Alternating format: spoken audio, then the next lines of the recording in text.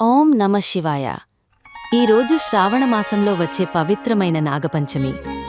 ఈ రోజున నాగదేవతలకి పూజ చేయడం వల్ల సర్పదోషాలు తొలగేనట్లు విశ్వాసం. కుటుంబంలో శాంతి, సంపదలు వృద్ధిస్తాయని పురాణగాథలు చెబుతాయి. ఈ రోజు ఉదయాన్నే పాలు, పుట్నాల పొడి, తేనెతో నాగదేవతలకి అభిషేకం చేయాలి. ఈ రోజున తలకి నూనె రాయకూడదు, బాడీకి కూడా నూనె ఉపయోగించకూడదు.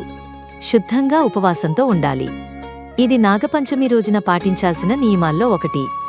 కొడికాల సర్పాలకి క్షమాపణలు కోరుతూ ధర్మ మార్గంలో ముందుకు వెళ్లాలని ఈ పండుగ సూచిస్తుంది. ఈ నాగపంచమికి శుభం కలగాలని కోరుకుంటూ ఓం నమో నాగేశ్వరాయ నమః. సర్వే జనాః సుఖినో భవంతు.